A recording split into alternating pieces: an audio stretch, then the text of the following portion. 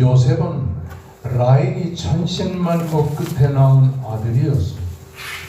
본문 말씀은 그런 요셉이 시련과 역경의 인생길을 걸으면서 온갖 인생의 만난을 헤치고 끝내는 애굽의 총리 대신이 되어 역사에 길이 남는 발자취를 보여준 걸 보입니다. 누구나 인생의 길에는 다 역경과 어려움이 있습니다. 잘 될 때도 있고 안 될 때도 있습니다. 열릴 때도 있고 닫힐 때도 있는 것입니다. 그래서 사람들의 인생길은 파란만장한 것입니다.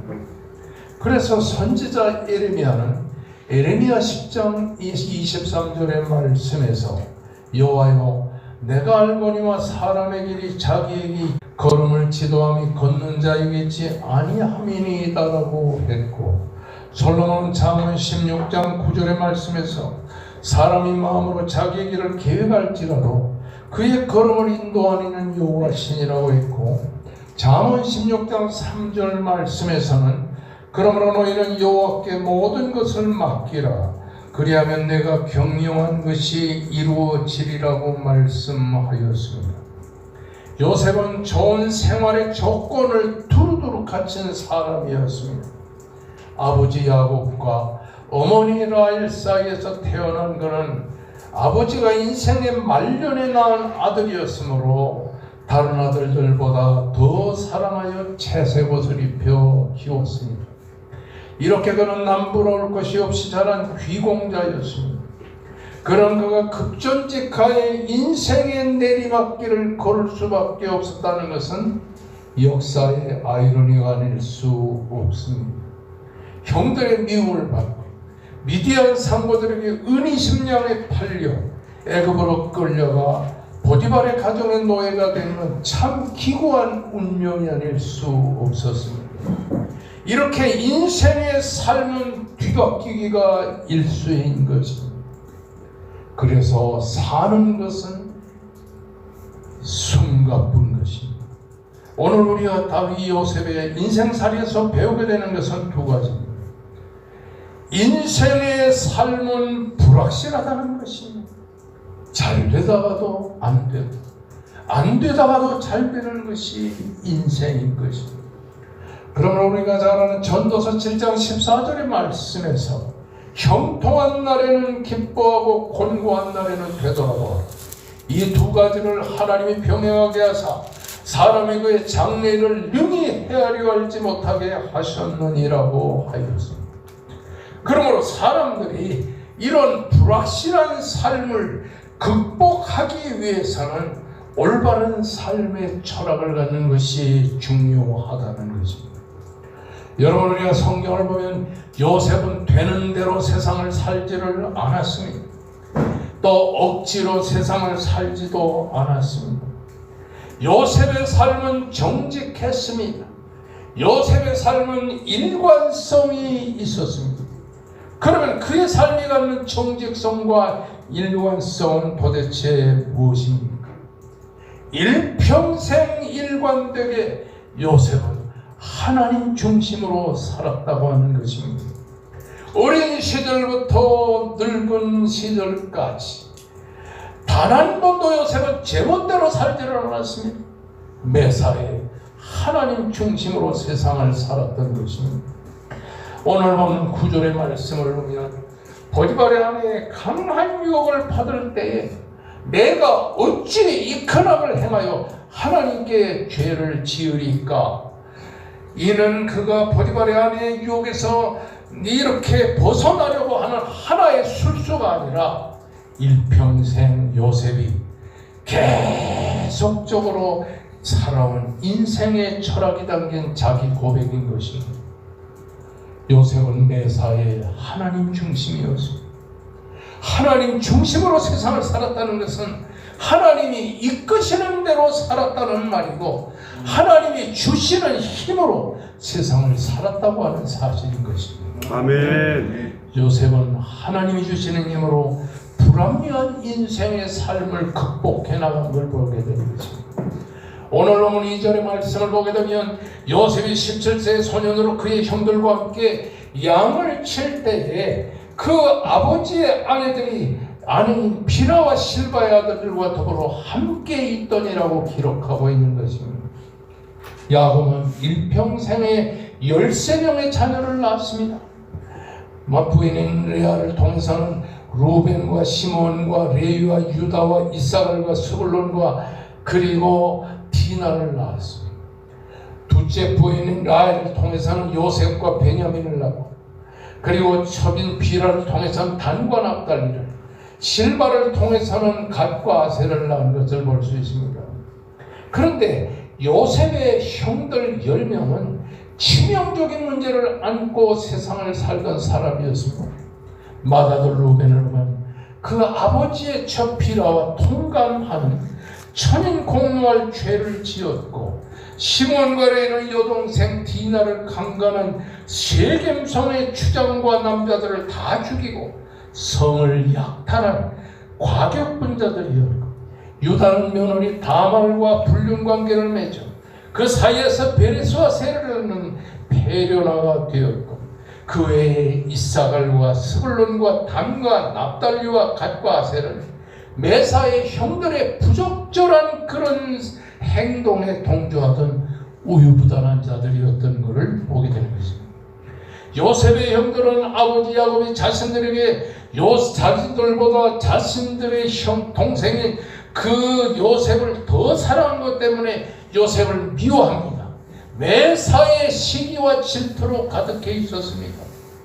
아버지의 심부름차 자기들을 찾아온 요셉을 멀리서 바라보고 꿈꾸는 자가 오는도다, 그가 어떻게 되는가를 우리가 보자면서 요셉을 붙잡아서 마른 운동에 던졌다가 지나가는 미디안 상고들에게 은이심령을 받고 팔아버린 피도 눈물도 없는 사악한 자들이었습니다. 이런 형들과 요셉이 함께 산다고 하는 것은 결단코 쉬운 일이 아니었다고 하는 사실인 것입니다. 성격이 다르고 생각이 다르고 신분과 처지가 다른 형들과 함께 산다는 것은 매우 고통스럽고 어려운 일이 아닐 수 없는 것입니다. 그것도 17살의 청소년의 나이로 매사에 일방적이고 우격다짐으로 일관하는 그 형들과 함께 산다는 건 힘든 일이 아닐 수 없었던 것입니다. 그런데도 요셉은 참고 인내하면서 그런 형들과 함께 있고, 그렇다고 형들의 잘못에 휩쓸려 간 사람도 아니었다는 사실인 거죠. 그렇게 못된 형들과 함께 살면서도 형들의 잘못과 죄에 휩쓸리지 않는 이유는 무엇이었을까? 그것은 요셉에게 하나님이 있었기 때문이라고 하는 사실인 것입니다. 아멘. 히브리 말에 함께라는 말은 임이라는 말과 에트라는 말이 있습니다. 여러분, 여기 본문의 말씀을 보게 되면 이 요셉의 형들과 함께 양을 치며 짐승을 치면서 더불어 그들과 함께 있었다고 했는데, 이 함께라고 하는 말은 히브리 사람들은 임이라고 하는 말이에요. 임마누엘의 임입니다. 두 번째로 에트라는 말이 있습니다. 여러분, 여기에 임이라고 하는 건 서로 잘 아는 사이에 함께하면서 도와주려고 함께한다는 그런 의미가 있지만, 에트라는 말은 전혀 처음 보는 사람을 그냥 어떻게 엘리베이터에 함께 타듯이 그렇게 함께한다는 뜻입니다. 그러므로 함께라고 하는 이 두 가지 단어 중에 오늘 이 본문의 말씀을 보게 되면 임이라고 하는 말을 사용하는데, 요셉이 그 형들을 도와주려고 하는, 그 형들에 대한 사랑의 마음을 담고 있었다고 하는 사실인 것입니다. 오늘 본문 2절의 말씀을 보면 그가 그들의 잘못을 아버지에게 말하더라. 여기에 잘못이라고 하는 말은 디바림 나라는 말입니다. 악행을 말하는 것입니다. 형들의 잘못된 추문들을 말하는 것입니다. 야곱이 루벤과 비라의 불륜 사실을 요셉을 통해서 들었던 것이고, 그 외에 다른 아들들의 잘못도 요셉이 아버지에게 다 일로 바친 것을 보게 되는 것입니다. 요셉이 이렇게 사악한 형들과 함께하면서 그들로부터 온갖 수모와 멸시와 천대를 받으면서도 그들의 잘못된 행동에 휩싸이지 않고 살 수 있었던 것은 무엇이냐? 하나님이 그와 함께 하셨기 때문이라고 하는 사실인 것입니다. 아멘. 하나님이 함께하는 사람은 잘못된 사람들과 섞여 있어도 잘못된 생활에 유혹을 받지 않는다고 하는 사실인 것입니다. 그런가 하면 두 번째로 요셉은 하나님이 도우시는 힘으로, 하나님이 함께 하심으로 세상에 유혹을 뿌리칠 수 있었다고 하는 사실인 것입니다. 아멘. 오늘 39장 9절의 말씀에서 내가 어찌 그날을 향하여 하나님께 죄를 지으리까, 요셉이 포디발의 아내를 유혹을 뿌리치면서 그렇게 말했습니다. 따라하십시다. 내가 어찌 이 큰 악을 행하여 이 큰 악을 행하여 하나님께 득죄하리까. 그래서 포디발의 아내의 유혹을 강하게 뿌리친 것을 보게 됩니다. 그런가 하면 10절 말씀을 보게 되면 여인이 날마다 요셉을 청하였으나 요셉이 듣지 아니하여 동침하지 않았을 뿐만 아니라 함께 있지도 않았다고. 그리고 12절의 말씀을 보게 되면 여인이 그의 옷을 잡고 이르되 나와 동침하다 이렇게 말했으나 그러나 요셉이 자기 옷을 그 여인의 손에 버려두고 밖으로 뛰쳐나갔다. 개역 성경에 보면 밖으로 도망쳐 나갔다 이렇게 번역함으로써 사태가 얼마나 심각했는가 하는 것을 우리가 여기서 알게 되는 것입니다. 여기서 알 수 있는 것은 9절에 따라하십니다. 내가 어찌 이 큰 악을 행하여 하나님께 득죄하리까. 여기서 요셉이 찾은 하나님은 엘로힘, 다시 말하면 능력의 하나님을 의지했다고 하는 사실인 것입니다. 요셉이 하나님의 능력으로 보디발의 아내에 강한 유혹을 뿌리쳤다는 사실을 보여주는 것입니다. 7절의 말씀을 보게 되면 보디발의 아내가 요셉에게 눈짓하다가 동침하기를 정해. 여기 눈짓하다가라고 하는 말은 눈을 치켜떴다는 말이에요. 이것을 통해서 우리가 이 보디발의 아내의 상황을 보면 보디발의 아내가 자기 안방에서 누워 있었는데 요셉을 내실로 그 안방의 침실로 불러들이고 이건 누워있는 자리에서 눈을 치켜뜨고 나와 동침하자고 강하게 유혹한 것을 말하는 겁니다. 그런데 10절의 말씀을 보면 여인이 날마다 요셉에게 동침하자고 청했다.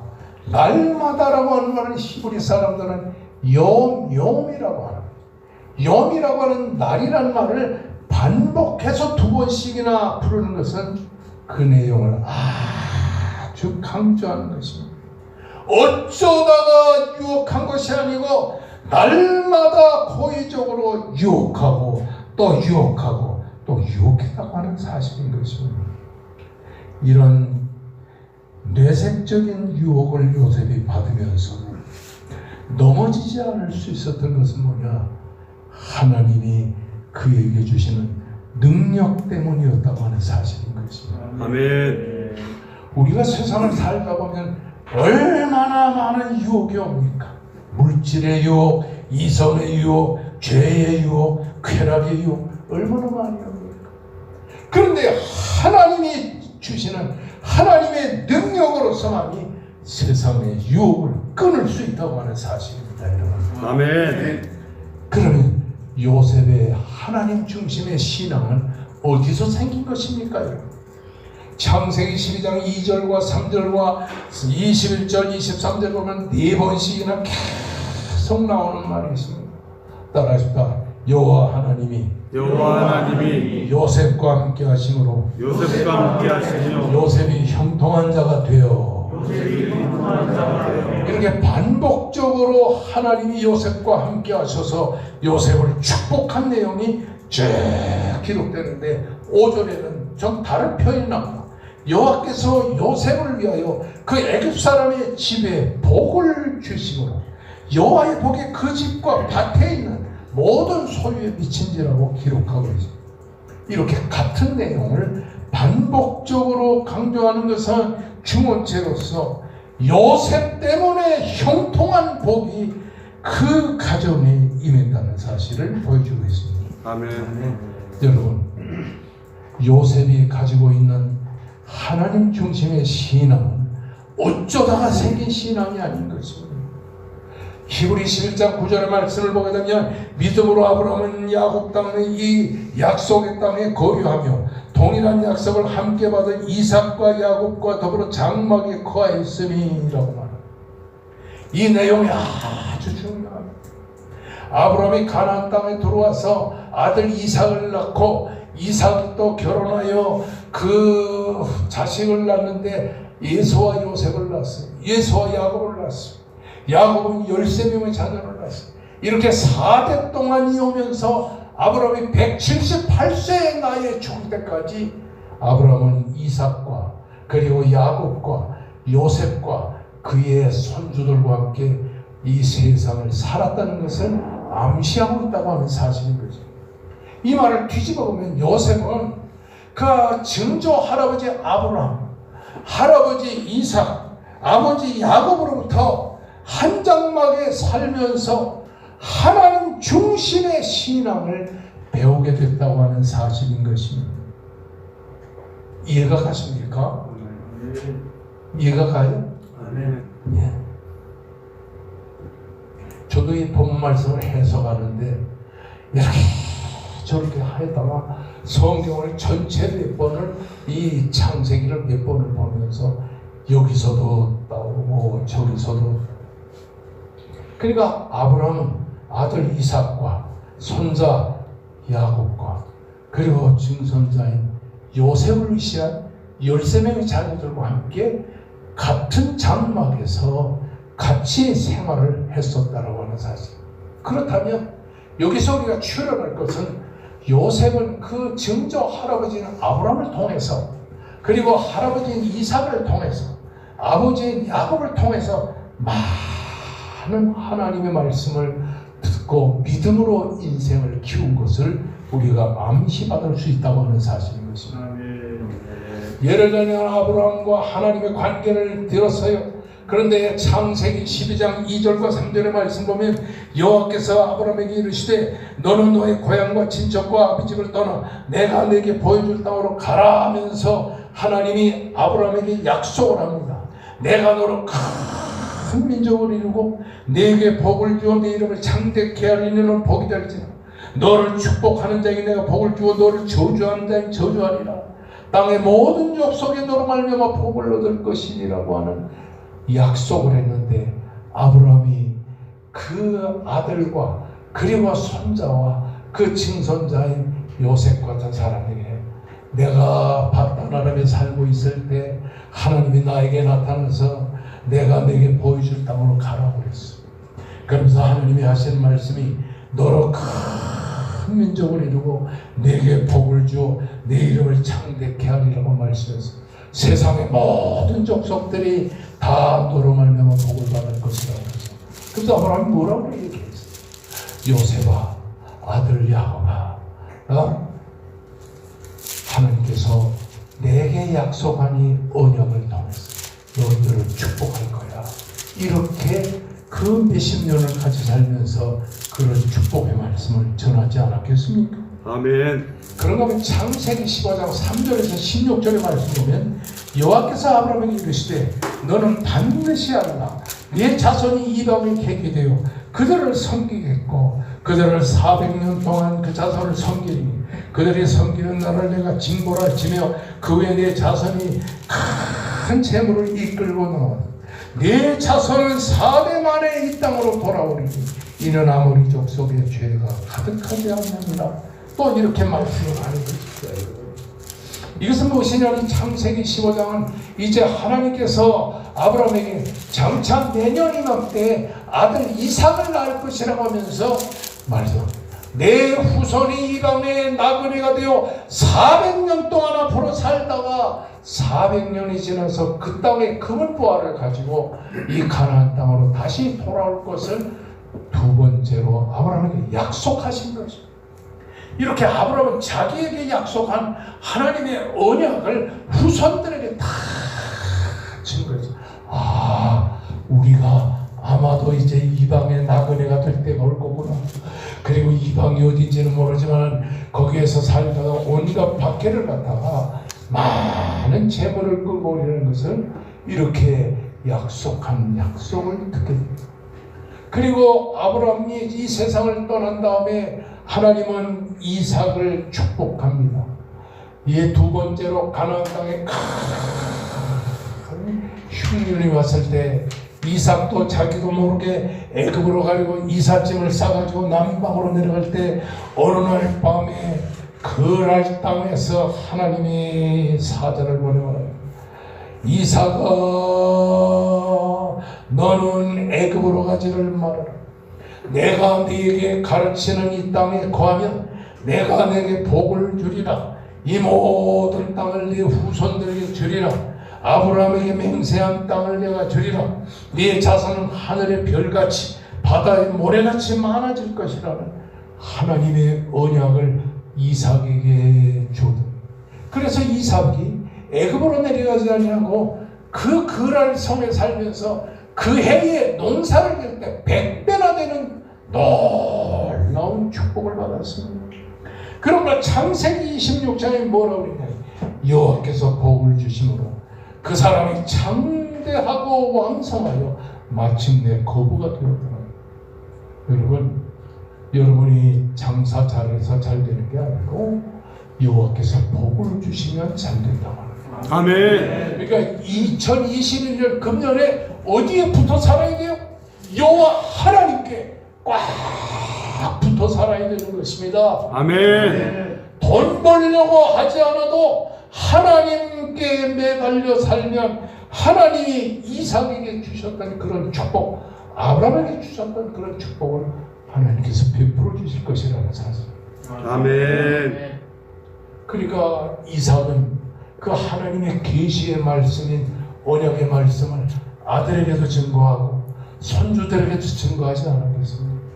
그리고 이삭이 110세에 죽고 났을 때 그 아들인 야곱, 아버지의 축복을 받고 쫙 밭단으로 가는데 배는 고프지요, 밤은 되었지요, 날씨는 쌀쌀하지요. 그래서 돌을 빌게 하고 잠을 자는데 하늘에서 천사들이 막 나타나는데 이렇게 사닥다리를 통해서 천사들이 쫙 내려왔다 올라갔다 내려왔다 올라갔다는데 여호와의 사자가 말합니다.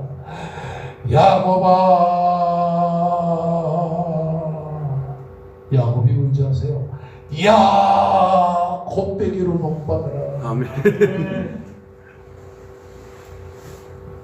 그러면서 말합니다. 내가 너와 네 자손에게 복을 주리니 네 자손이 땅의 티끌과 같이 되어서 동서남북 사방으로 네 후손이 퍼져나갈 것이며 모든 족속의 너와 네 자손을 말미암아 복을 받으리라. 내가 너와 함께 있으니 네가 어디로 가든지 너를 내가 이끌어 이 땅으로 돌아올 때까지 너를 축복하리라고 하나님께서 말씀하십니다. 아멘. 여러분, 이렇게 요셉은 증조 할아버지 아브라함에게 주신 하나님의 축복의 언약, 할아버지 이삭에게 주신 하나님의 축복의 언약, 자기 아버지의 야곱에게 주신 하나님의 축복의 언약을 들으면서, 한장막에서 들으면서 하나님 중심의 신앙을 전수받고 살았다고 하는 사실인 것입니다. 이게 아주 중요해요. 그러니까 아버지, 어머니의 신앙을 이어받는 자녀들이 그래서 복을 받은 것입니다. 아멘. 저도 매일같이 아버지와 아침 7시하고 밤 9시에 가족 예배를 드리게 하는데요. 우리 6남 중에 5은 다 학교 보내고 나를 목사시키겠다고 가정 예배부터 훈련을 하는데 얼마나 지루한지. 우리 아버지는 또 은혜 받았다고 찬송 짧은 건 아니야. 5절 6절짜리 찾아라 부르다가 자연아 은혜가 된다. 한 번 더 부르자. 그렇다고 돈 줘서 차 타고 가라고 뭐 사는 거라 돈 안 줘요. 그럼 난 엄마 꼬집으면 엄마가 아버지 꼬집으면 자라 창세기 5장을 읽자. 아버지 한 절, 어머니 한 절, 나 한 절. 그러고 나면 또 기도하자고 하셨고 그냥 또 자라 기도하자. 그러고서 아버지가 설명을 한참 한 5, 6분 한 다음에 기도를 하는데요. 기도가 또 길어요. 나라, 민족, 교회 그리고 목사님을 위해서. 그러고선 뭐라고 하지 아세요? 자연아 네가 한번 기도해라. 미치죠. 그럼 막 기도하면 그렇게 기도하면 안 돼. 다시 기도해. 그래가지고 예배 끝나자마자 책가방 들고 막 뜁니다.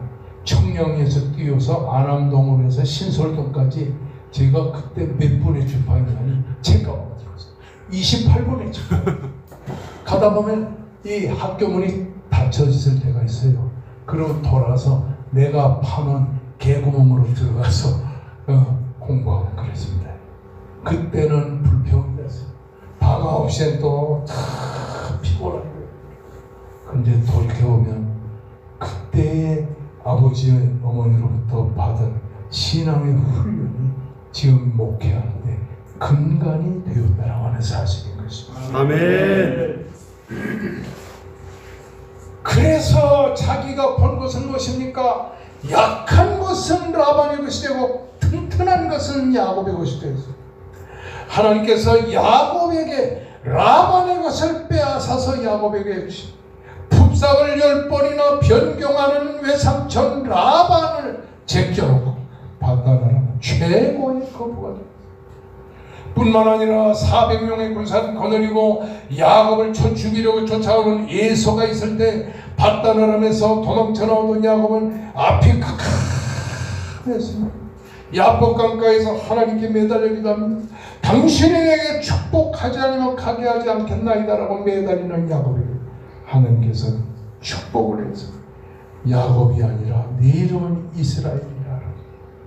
그리고는 저 세겜성에서 그 딸 디나가 강간을 당했을 때 그 아들들 시몬과 레이가 약탈하고 그리고 많은 사람을 죽였을 때 두려움이 꽉 차 있는데도 하나님이 그 가나안 사람들에게 두려움을 주사 쫓아오지 못하게 하여 배에 내려가서 살다가 급기야는 가나안 땅으로 돌아가게 합니다. 야곱은 창세기 48장에서 뭐라고 하냐면 내 조부 아브라함과 내 아버지 이삭이 섬기던 하나님, 나의 출생으로부터 지금까지 나를 기르신 그 하나님, 나를 모든 환난에서 벗어나게 하셨다. 이렇게 요셉에게 가르쳐줬어요. 그러면서 아버지가 말합니다. 야, 너는 하나님 중심으로 살아야 한다. 요셉은 이 할아버지와 아버지 아브라함과 이삭과 야곱에게 주신 그 언약의 말씀으로 주신 언약의 하나님, 자기에게도 함께 하시고 자기를 지키시고 자기를 축복하시고 자기에게 형통하게 해주시는 하나님이라는 사실을 깨우치게 됐다고 하는 사실인 것입니다. 훗날에 그 인생의 말년이 이르렀을 때 아버지가 세상을 떠나고 형들이 찾아옵니다. 우리를 용서해달라고. 그럴 때 요셉이 말합니다. 하나님은 악을 선으로 바꾸사 오늘날과 같이 많은 백성의 생명을 구원하려고 나를 먼저 애굽으로 보내셨습니다. 나를 애굽의 발음으로 말미암아 두려워하지도 말고 걱정하지도 마소서. 하나님이 반드시 형님들과 형님들의 일가족을 돌보시니 당신들은 여기서 내 해고를 가지고 나가세요. 여러분, 언약의 하나님 요셉이 평생 동안 하나님을 의지하며 사는 삶의 원동력이 됐다고 하는 사실. 일시적으로 사업이 안 될 때가 있어요. 일시적으로 어려움에 처할 때가 있어요. 그러나 언약의 하나님은 우리와 함께 하셔서 우리들의 삶을 지켜주신다고 하는 사실을 믿으시기를 주의 이름으로 축원합니다. 아멘. 요셉은 입만 열면 하나님이었습니다. 장남 므낫세를 낳고서 말합니다. 하나님이 내 모든 고난과 내 아버지의 집에 온 집을 잊어버리게 하셨나요? 차남 에브라임을 낳고서는 하나님이 나를 번성케 하셨나이다. 요셉은 입만 열면 하나님이 지켜줬다. 하나님이 함께 해주셨다.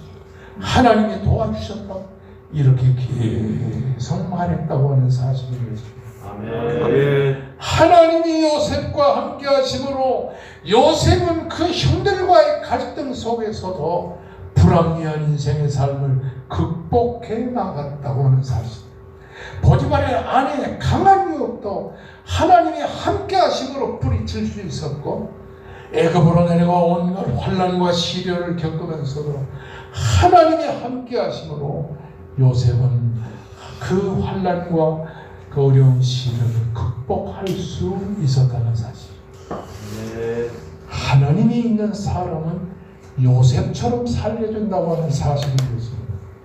하나님 중심의 역사의식을 갖게 된다고 하는, 어떤 환경과 어떤 처지에서도 하나님을 의지하면서 하나님 따라 살게 되는 걸 믿으시기를 주의 이름으로 축원합니다. 아멘. 하나님이 있는 사람은 어려운 시련도 극복이 되는 거예요. 고달픈 환경도 극복이 되는 것입니다. 창세기 45장 5절의 말씀을 보면 요셉은 형들에게 말합니다.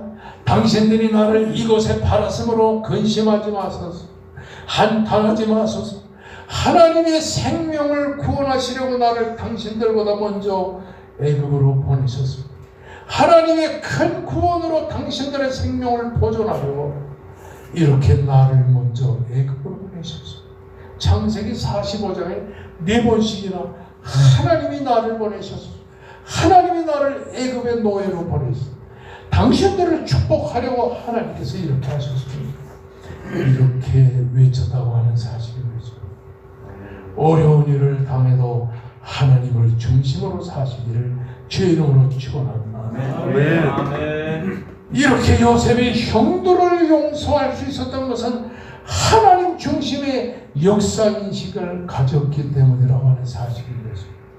우리도 요셉처럼 세상을 살아야 될 것을 믿습니다.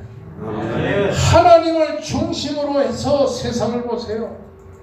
코로나 바이러스 때문에 어떻게 할까 그러지 마세요. 걱정하지 마세요. 여러분과 함께 하신 하나님, 여러분을 이 위기에서 붙잡아 주실 줄로 믿습니다. 아멘. 우리는 2020년에 한 해를 살아왔듯이 2021년에 매사에 일비해서는 안 될 것이라고 하는 사실입니다. 역경이 오고 환난이 와도 하나님을 붙들고 하나님 중심으로 세상을 살아야 될 것이라고 하는 사실. 이것이 바로 우리 신앙인이 가져야 될 것입니다. 아멘. 그렇습니다.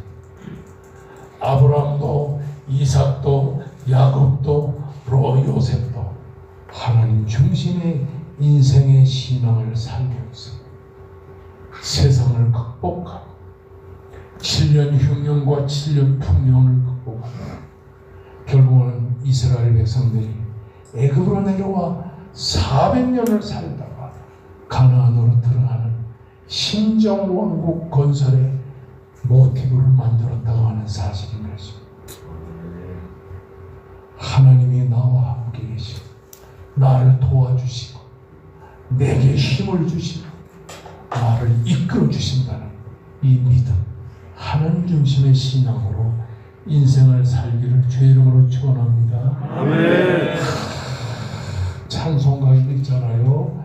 336절 6절에 환난과 핍박 중에도 성경은 신앙을 지켜 이 신앙 지나간 생각할 때 기쁨이 충만하다.